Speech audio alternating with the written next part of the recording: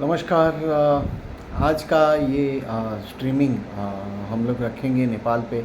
आप लोगों ने थंबनेल देख लिया होगा।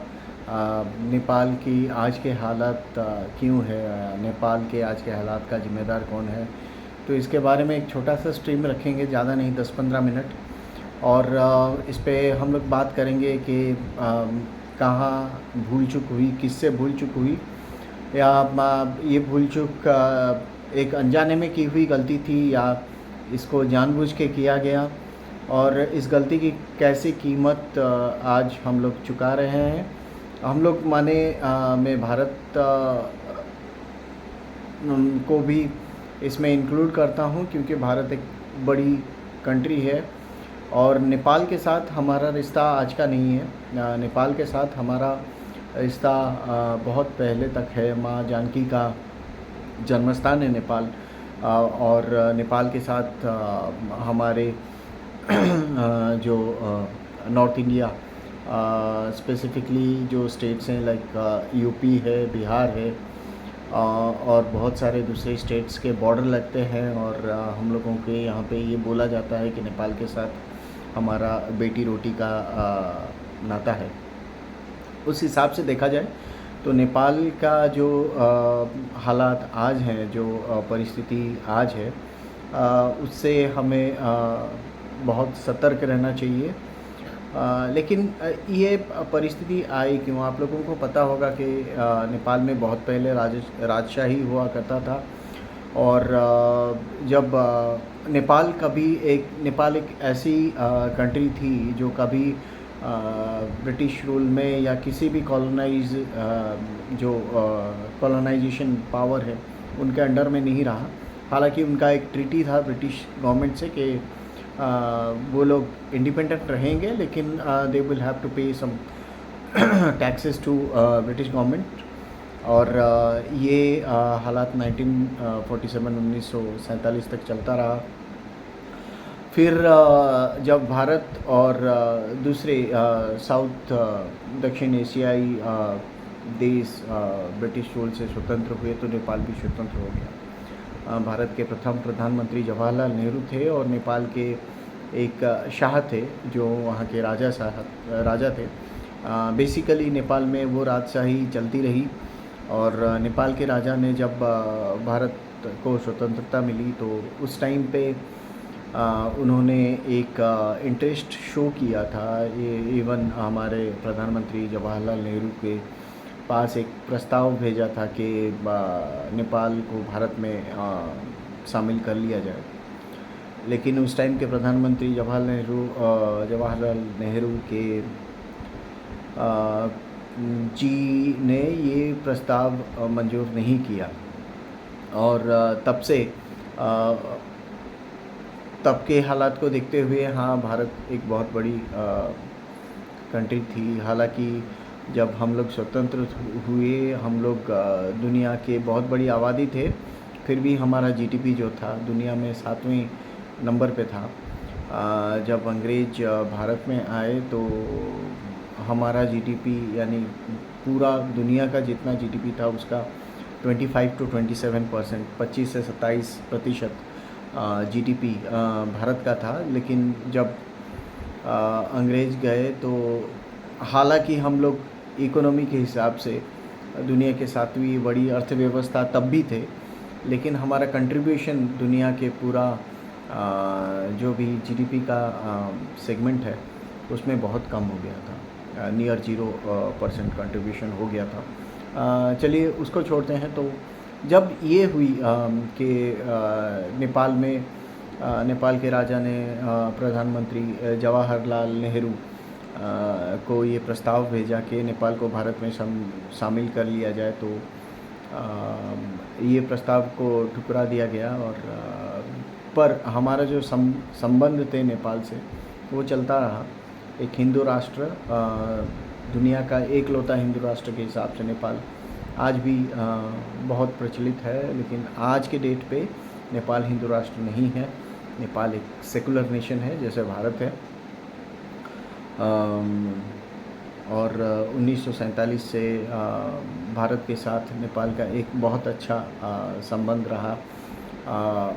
जो आज के डेट पे हमारा आर्मी है और नेपाल की आर्मी है, तो हमारे जो आर्मी चीफ रहते हैं वो नेपाल के आर्मी के भी ऑनररी जनरल हैं, और नेपाल के आर्मी के जो चीफ हैं वो हमारे आर्मी के भी ऑनररी जनरल हैं। तो ये इस तरह का एक रिश्ता हमारे नेपाल के साथ है।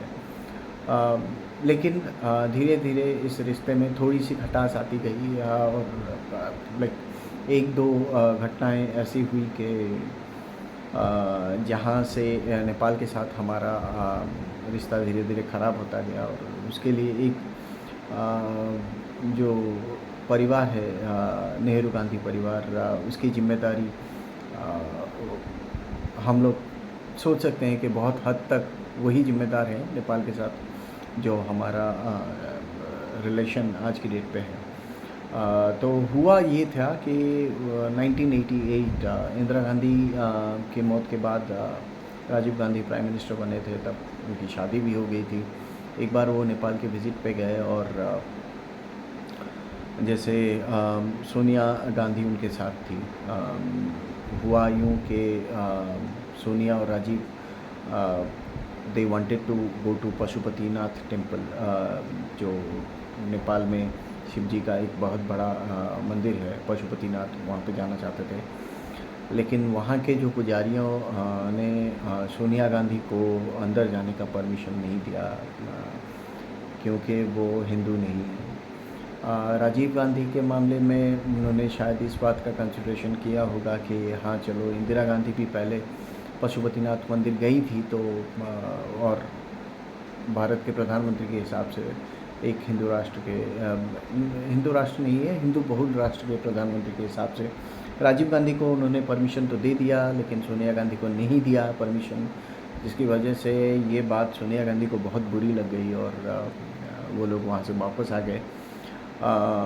पर जब वो वापस आए तो सोनिया गांधी और राजीव गांधी के बीच में कुछ तो हुआ, जिसकी वजह से 1989 जो साल था, तब नेपाल का ब्लॉकेड किया राजीव गांधी ने।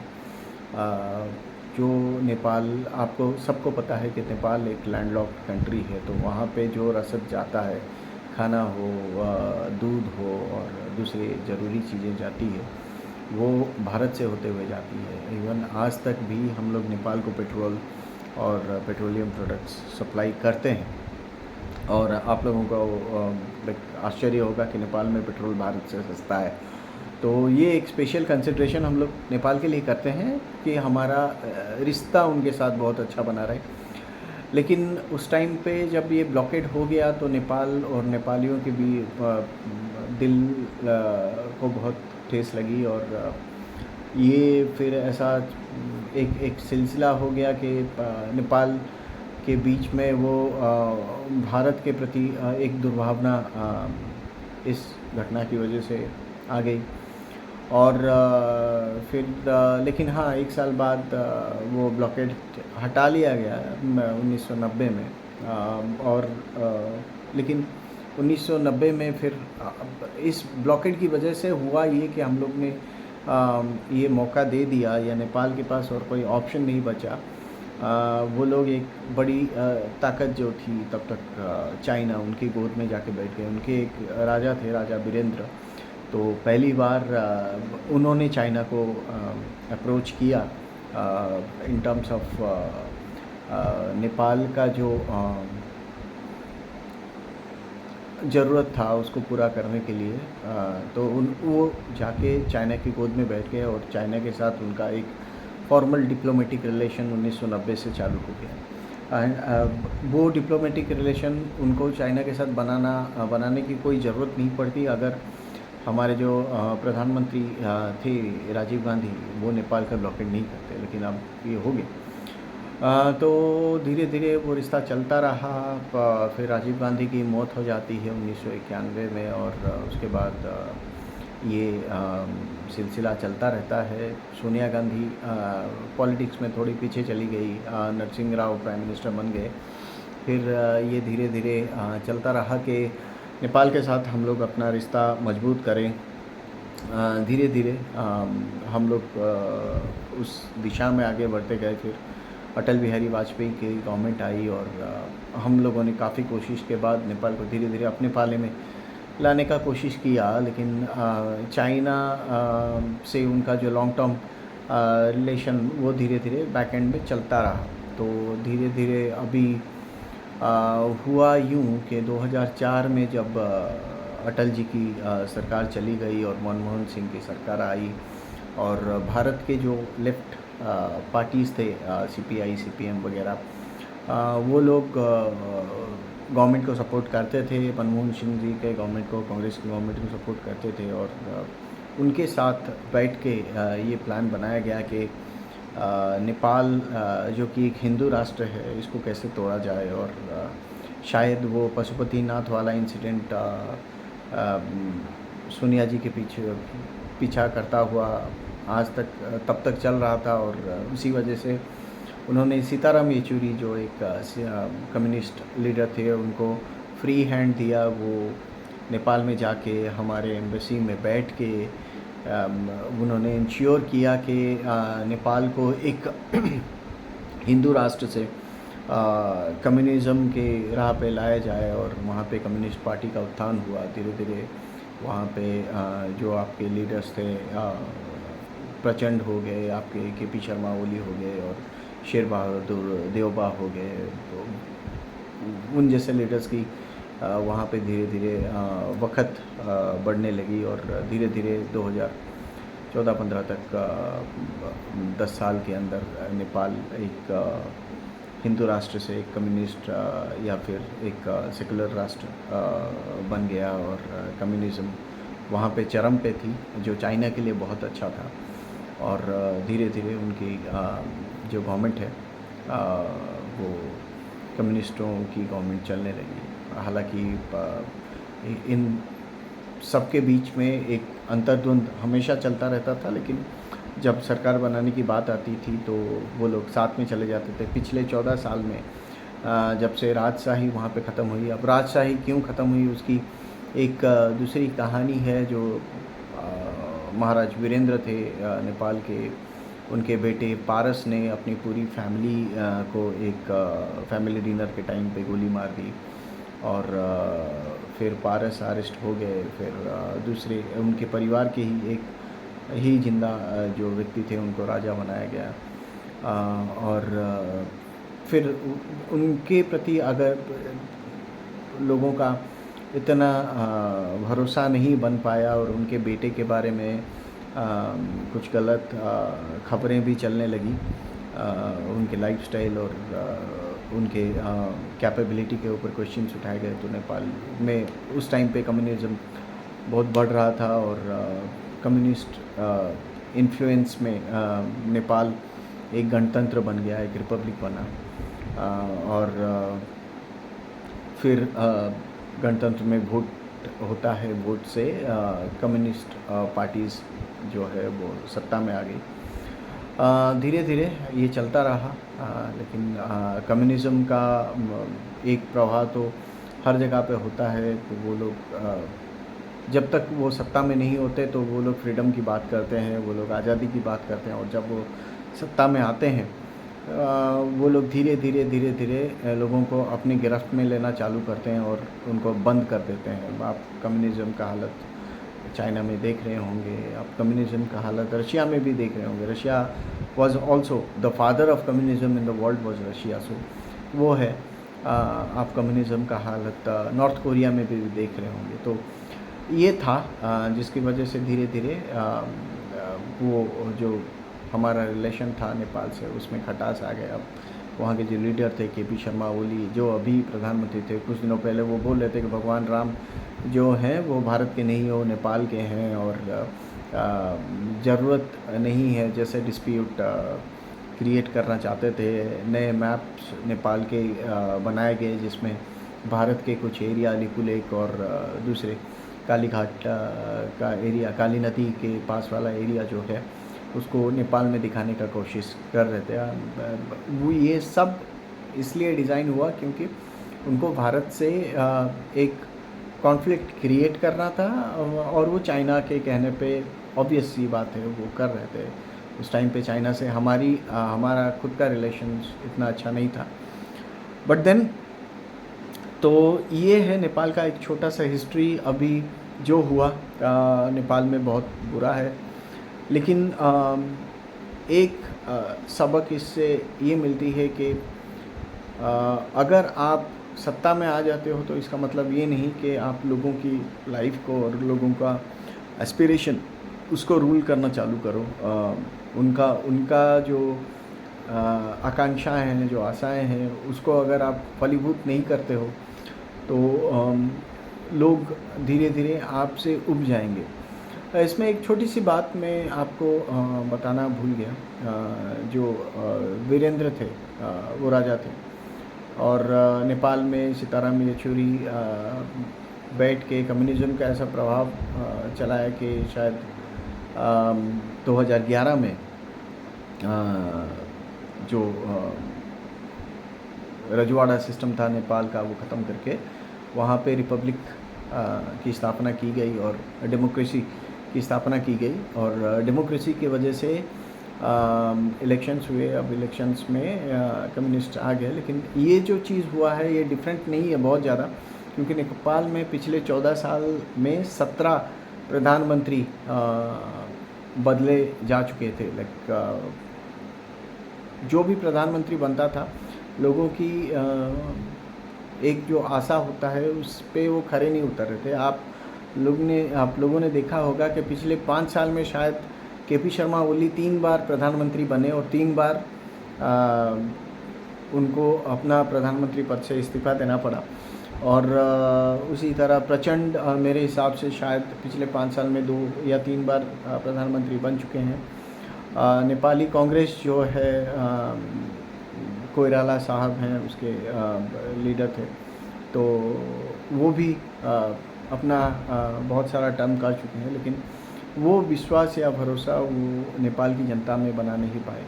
और शायद नेपाल का आज का जो कंडीशन है, आज की जो हालात है, उसके पीछे कहीं ना कहीं जो नेहरू गांधी फैमिली है उसका एक बहुत बड़ा हाथ है। पहले अगर नेपाल को भारत में सम्मिलित कर लिया जाता तो शायद भारत क्षेत्रफल में एक और थोड़ा बड़ा देश होता। जब हमारे बीच में वो जो रोटी बेटी का रिश्ता होता वो और ज़्यादा मजबूत होता।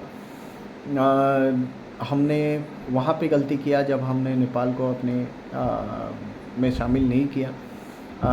अब क्योंकि नेपाल भारत से अलग है और बाद में कम्युनिस्ट इन्फ्लुएंस में चला गया, जहाँ पे कम्युनिज़्म जाता है या जहाँ पे चाइना जाता है वहाँ पे पाकिस्तान भी पहुँच जाता है। और इसी वजह से शायद पाकिस्तान की ISI नेपाल में आज की डेट पे बहुत एक्टिव है। आप लोगों को पता होगा IC 184 जो हमारी फ़्लाइट थी नेपाल से काठमांडू से, उसको हाईजैक काठमांडू से कर लिया गया था और वो फ़्लाइट को शायद अफ़गानिस्तान ले जाया गया था। और काबुल हाईजैकिंग जो बोलते हैं वहाँ पे ले जा फिर हमें बहुत ड्रेडेड टेररिस्ट जो थे वो 5 छोड़ने पड़े थे। तो यहाँ पे एक गलती हुई। फिर जब एक आदमी या जब एक व्यक्ति का पर्सनल एजेंडा बहुत स्ट्रॉन्ग हो जाता है और वो ये नहीं सोचता कि उसके एक्शंस का फ्यूचर रेमिफिकेशंस या भविष्य में उनके जो भी वो कर रहे हैं उसकी रिजल्ट्स क्या निकलेंगे, तो वो बहुत बड़ी गलती होता है। और मेरे हिसाब से सोनिया गांधी की ये गलती कि वहाँ पे कम्युनिज़्म को ज़बरदस्ती घुसा के वहाँ का राजशाही ख़त्म करके हिंदू राष्ट्र का जो मान्यता था वो ख़त्म करके नेपाल को एक डेमोक्रेसी बनाना, और उस हिसाब से जब नेपाल डेमोक्रेसी बना तो भारत में भी एक रेड कॉरिडोर बन गया। क्योंकि पहले आपको याद होगा एक कहावत होता था कि एक रेड कॉरिडोर बनना है जो चालू होता था नेपाल से और ख़त्म होता था हमारे यहाँ के कर्नाटक में। जिसमें बहुत सारे स्टेट्स भारत के भी अफेक्टेड हुए। एंटायर नॉर्थ ईस्ट अफेक्ट हुआ। बंगाल में बहुत सारे जगह, बिहार, झारखंड, उड़ीसा, छत्तीसगढ़, आंध्र प्रदेश, तेलंगाना, कर्नाटक, महाराष्ट्र, ये सारे स्टेट्स नक्सलवाद की चपेट में आ गए।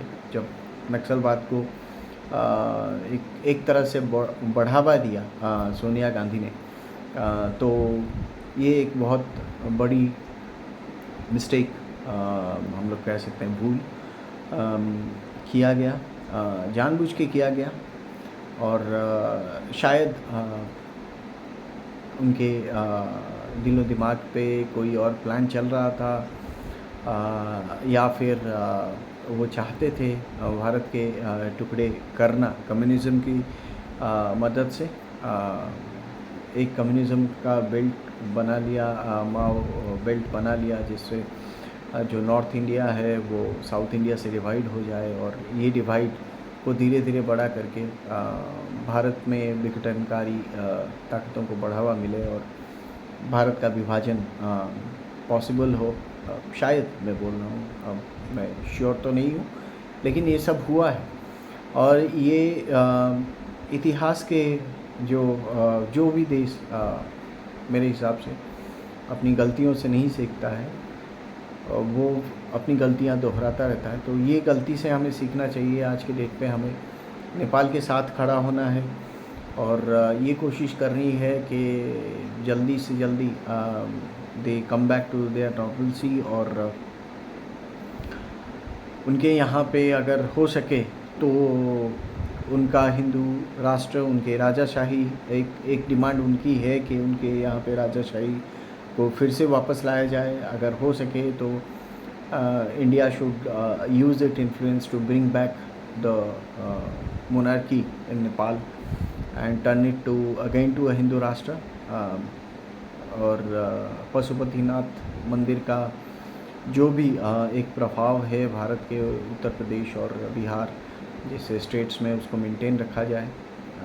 जितना हो सके मदद भारत को सामरिक, आर्थिक और राजनयिक जितनी मदद कर सकता है इंडिया, उसको नेपाल में करना चाहिए। ये नेपाल और नेपालियों के लिए भी अच्छा है और भारत और भारतीयों के लिए भी अच्छा है। आज के लिए बस इतना ही। दिन भर मैं बिज़ी रहता हूँ, इसलिए मैं रेगुलर नहीं हो पाता हूँ, लेकिन मैं कोशिश करूँगा कि मैं रेगुलरली आऊँ, आप लोगों से बात करूँ। और हमारा एक छोटा सा परिवार मैंने अपने परिवार के साथ बनाया है, जो अभी बस 30 सब्सक्राइबर 32 सब्सक्राइबर का है। मेरी आप लोगों से बहुत बहुत विनती है कि मुझे सपोर्ट करें। जो भी नॉलेज और इन्फॉर्मेशंस मुझे दुनिया के हर सोर्स से मिलेगा, मैं वो नॉलेज और इन्फॉर्मेशंस आपके साथ शेयर करूँगा, और हम लोग यूँ ही एक बड़ी फैमिली हो जाएंगे। भारत और भारत का राष्ट्रवाद हमेशा पहला रहेगा, और आप लोगों की आशीर्वाद से, आप लोग की शुभकामनाओं के साथ आज का ये टॉक आज यहीं ख़त्म करते हैं। चलिए, वंदे मातरम, जय हिंद।